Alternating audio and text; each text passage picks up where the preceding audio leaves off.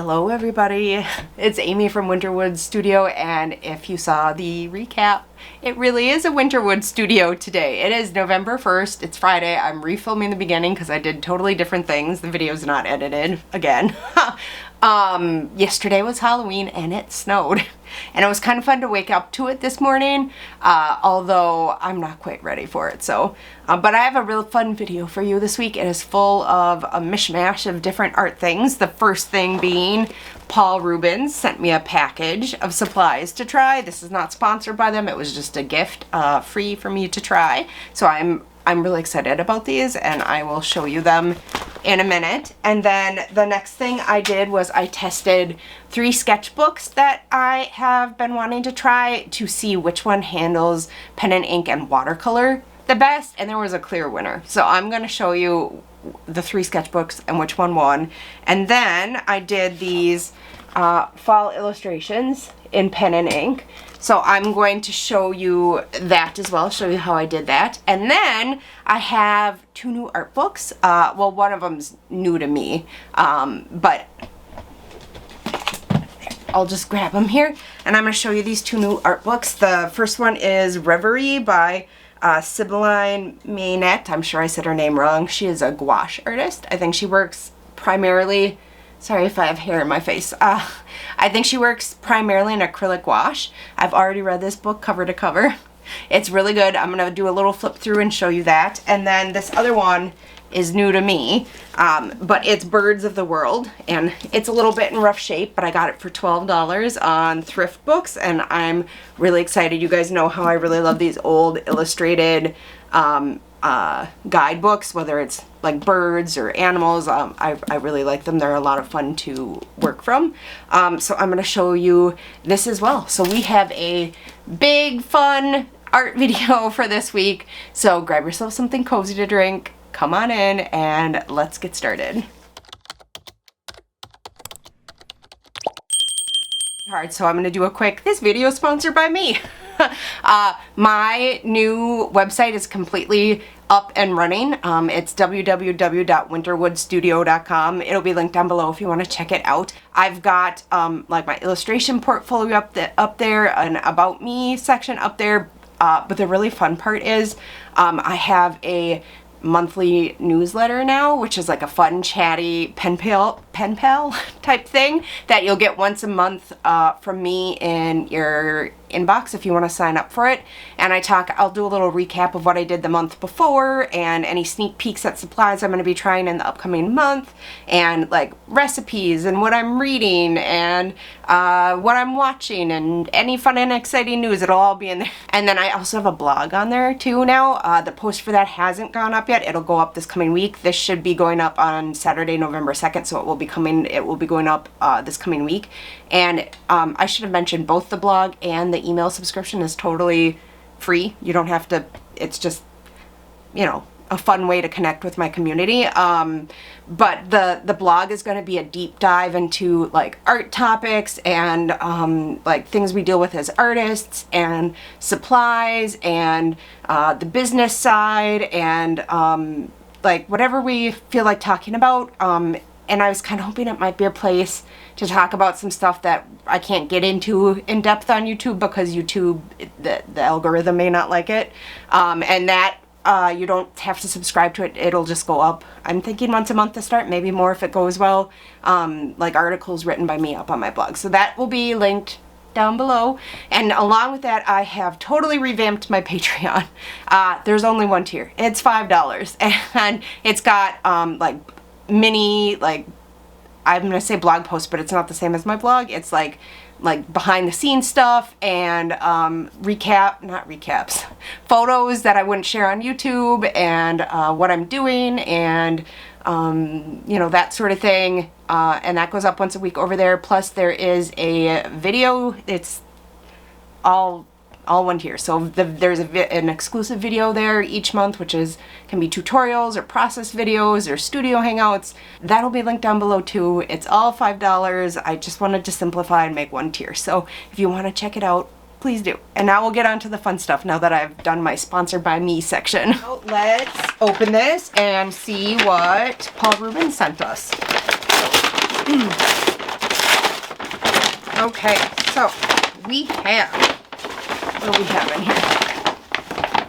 And okay, so we have their new 24 color solid watercolor pigment set. So here's the box. And just a reminder, I'm showing it to you here, but I will move you from the face cam to the overhead cam in a little bit, and you will get to see this close up.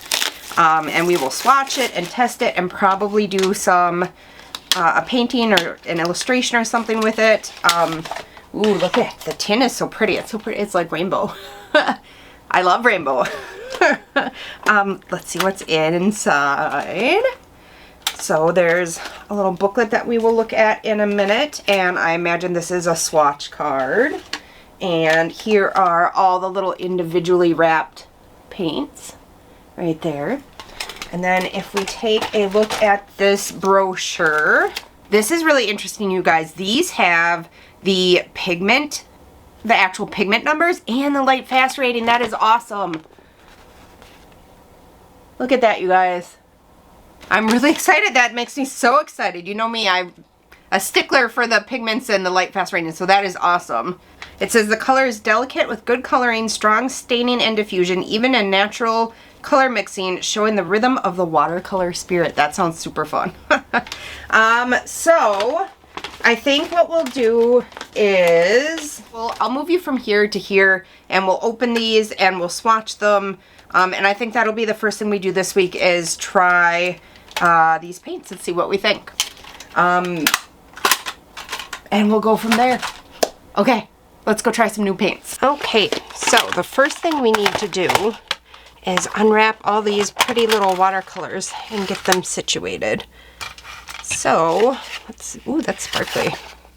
Sparkly paper. It's sparkly. I was going to swatch it on here, but I don't know if it'll take it. We'll try, and I'm going to probably swatch them in my swatch book as well, so it's not the end of the world if that paper doesn't take the...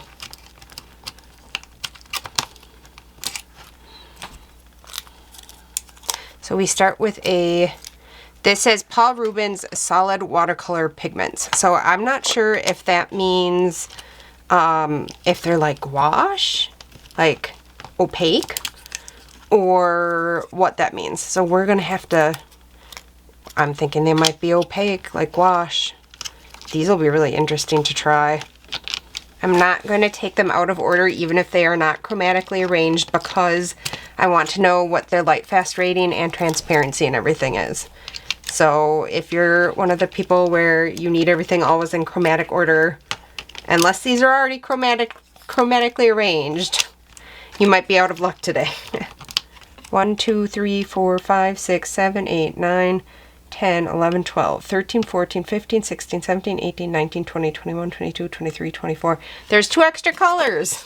Okay, so there is an extra black. There's a Mars black instead of the ivory black, and then there's 2 ultramarine. So that's what's going on there. Okay, so I'm going to fill up my water bucket with some water and get my brushes, and we will test all of these. Okay, we are ready to go here. We are going to start testing these. Okay, so first impressions are they're very vibrant, they're very pigmented, they moved across the water, across the paper very nicely. They had a very similar feel to the Kurtaki Gansai Tambi watercolors. I can't find this exact set anywhere on the internet, and it's Friday at 2:07 p.m. as I'm editing this, so I sent an email to the Paul Rubens people. I don't know if they will get back to me before this goes up tomorrow morning, if I even get it up tomorrow morning. I don't know exactly what these watercolors are. They felt very similar to the Kurtaki ones. But so far, I am really enjoying using them, and we will move on to doing an actual illustration with them and see what I think. And then we'll do the ivory black up here so I can compare the Mars black to it as well. So there's the ivory black. And then, just to compare, we'll do the Mars black next to it.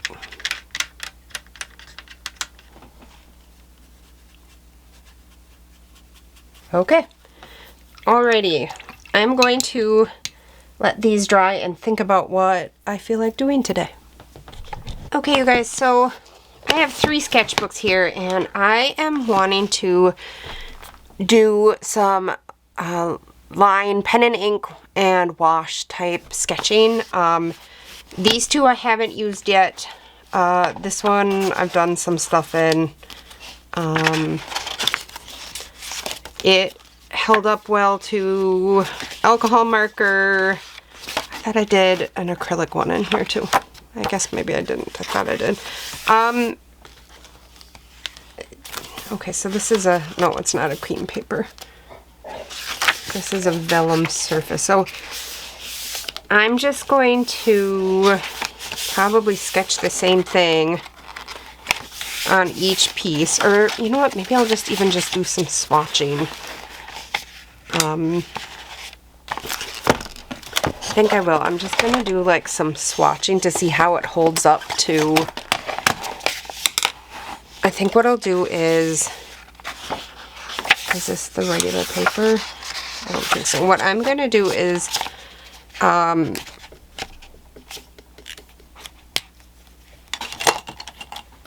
just some swatching, and we're going to see how it holds up to pen and ink here. If I can find one that's...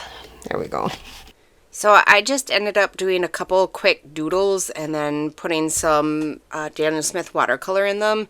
And surprisingly, there was a very clear winner right away, and it wasn't the one that I expected it to be. I was actually shocked. So these aren't the prettiest things in the world, but they did teach me something very, very quickly. Okay, let's try the next one, which is the Strathmore.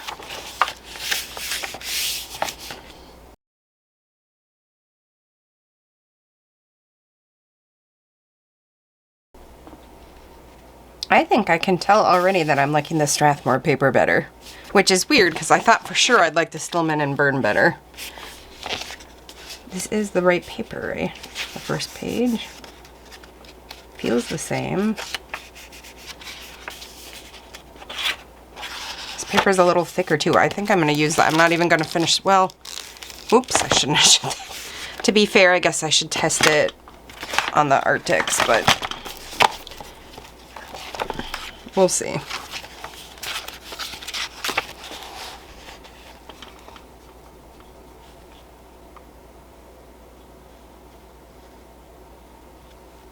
The Arctics paper isn't bad either.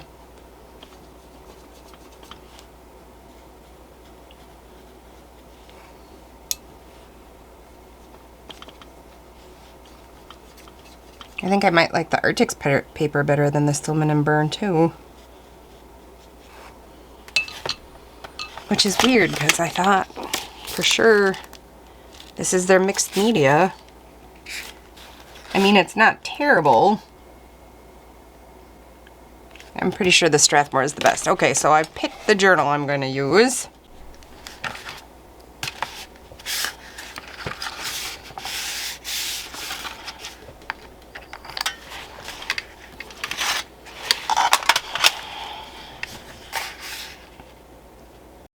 Okay, so I left in some of the sketching here. I was using a pretty light pencil. I did turn the contrast up and the exposure down so you could see it a little bit better.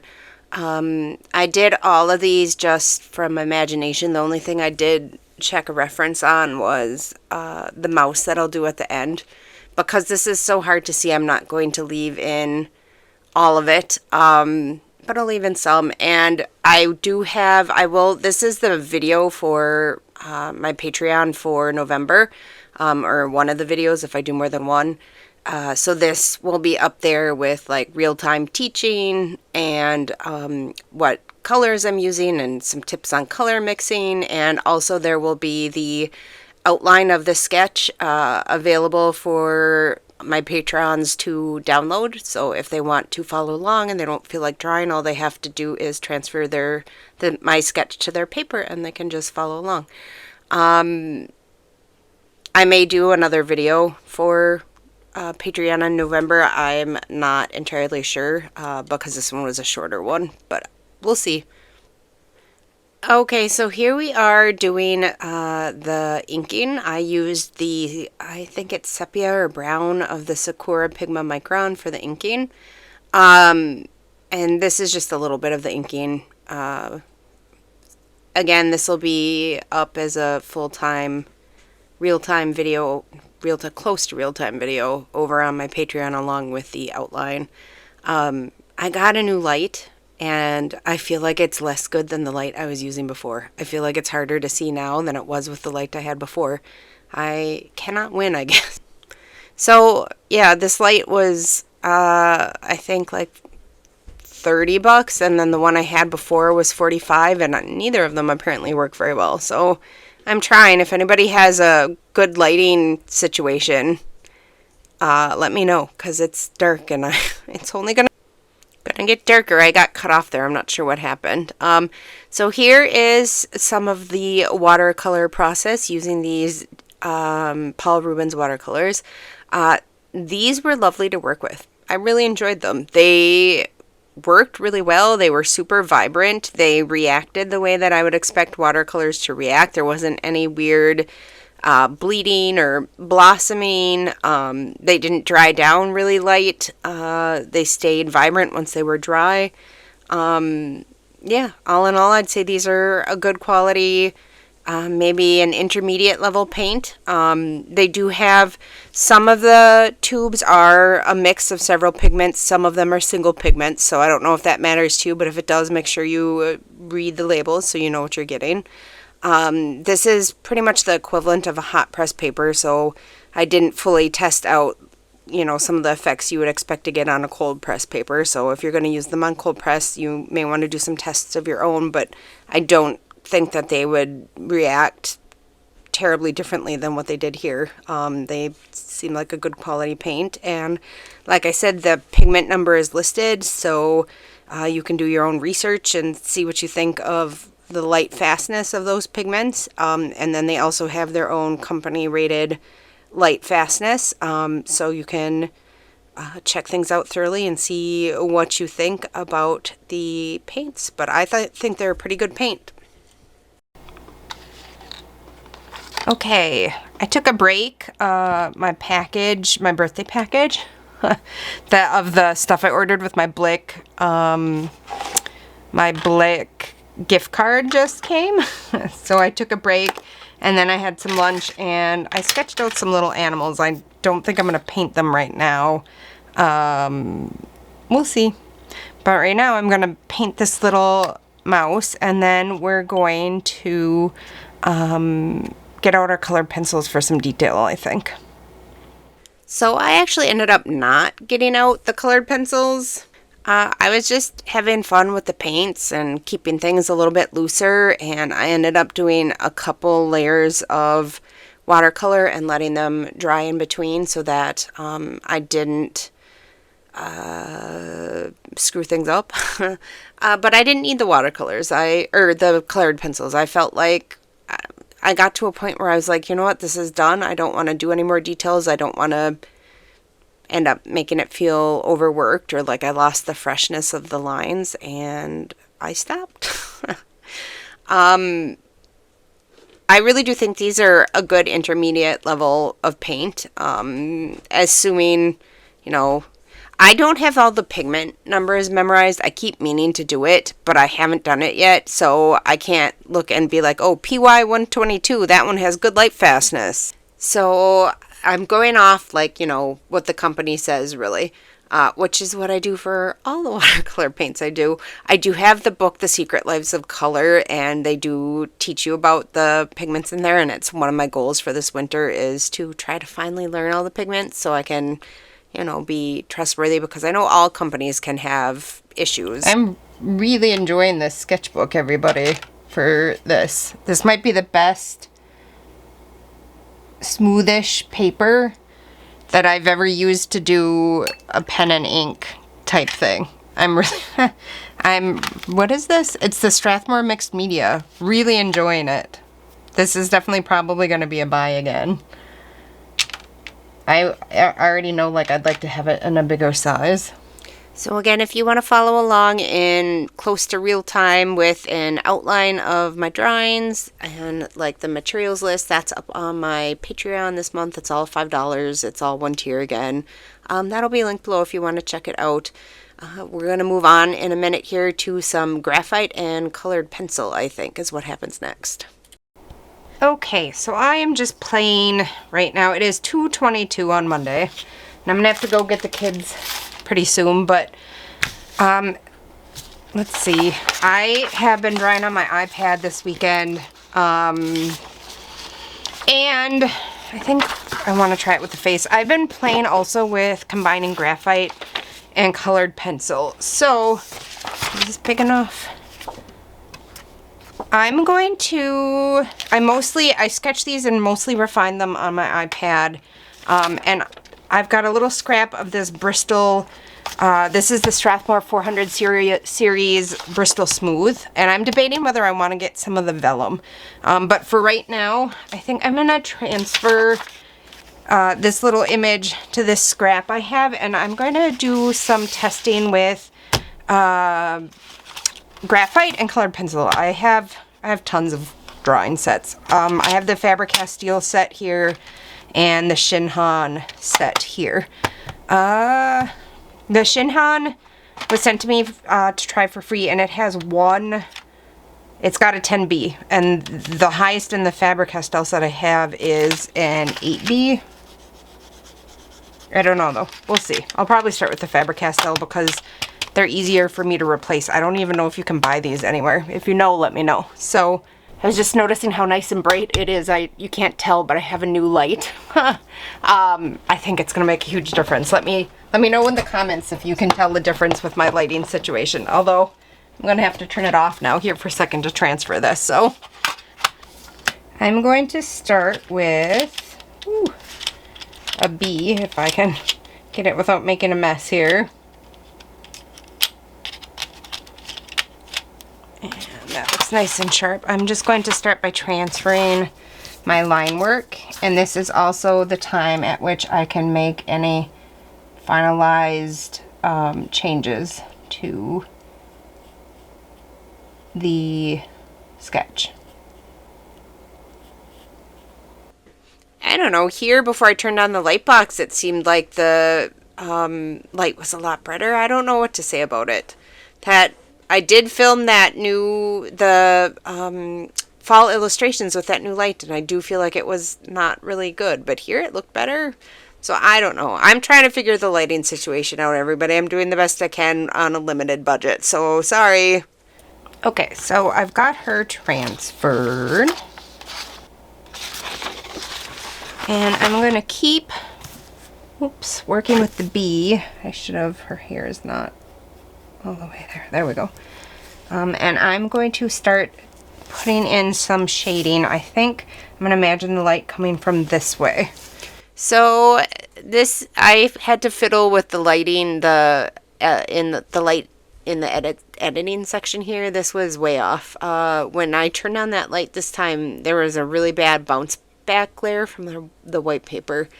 Maybe the camera is having trouble handling the white paper against the dark background and the new bright light, so maybe I might have to try filming with a white background and see if that makes a difference. But I think I managed with the settings, the editing settings, to make it so that you could see it enough, I hope.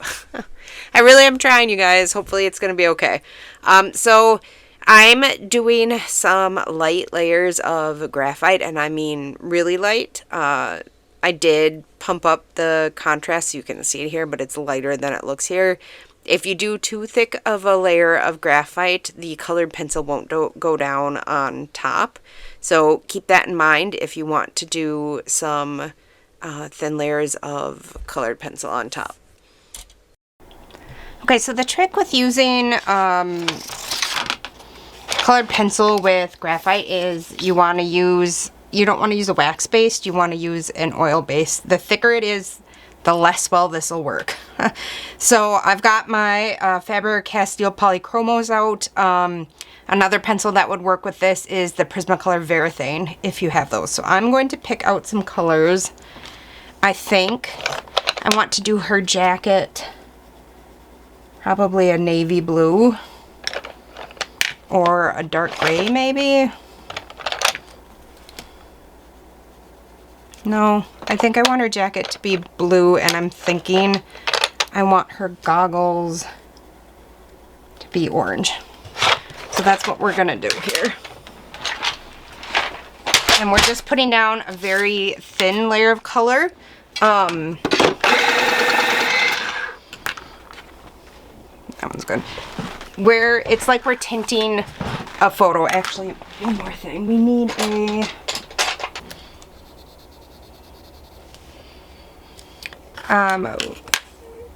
and yeah, I think this is what we're gonna do. It's like we're tinting an old photo. We are not putting down a thick layer of color. In fact, this might have been too light. We'll see. And we're gonna be coming in with darker pencils for this. To darker graphite. I don't color well and talk well at the same time. We're just going to do a little bit on her face here, but not much.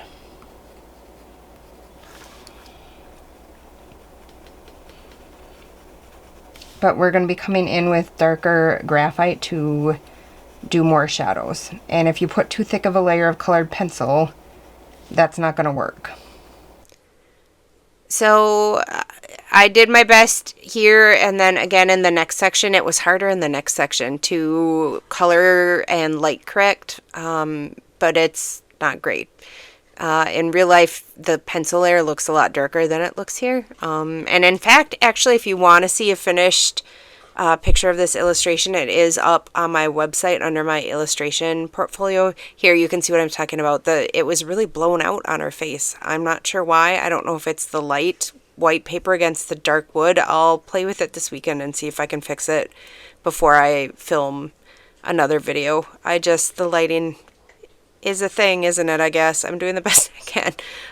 So this is just about done, and we're going to move on to the two art books I wanted to show you guys in just a second here, but I hope you try graphite and colored pencil. It was fun. Okay, so here is the first book we're going to take a look at. This is Reverie, the Art of Sibylline Manet and Manet. I'll link her Instagram down below, which was how I found her. She works primarily in gouache and acrylic gouache.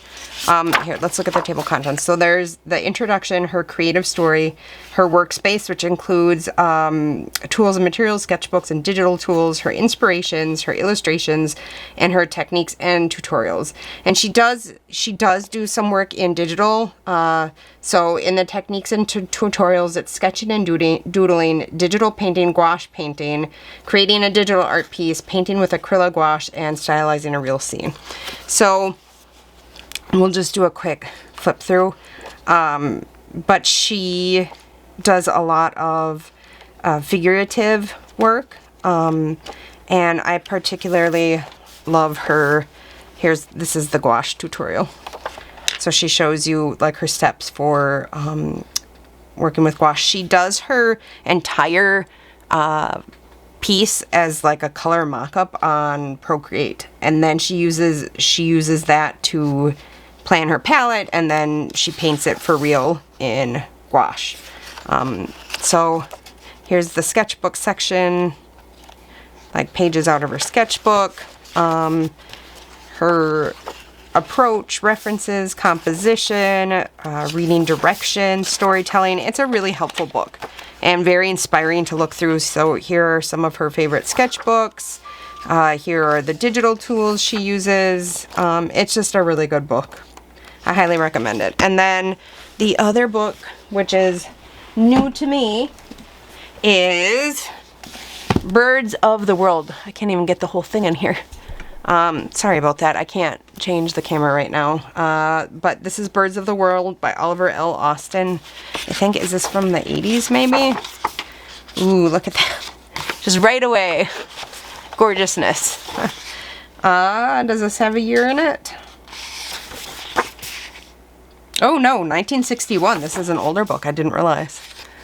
So there is a lot of writing in it, but there's lots and lots of references as well. And they're all illustrated, which is my favorite. Hopefully you can see it, even though I'm trying to angle it so you can see it. I've wanted this book for a while. I had an alert set because I didn't want to pay more than about $12 for it.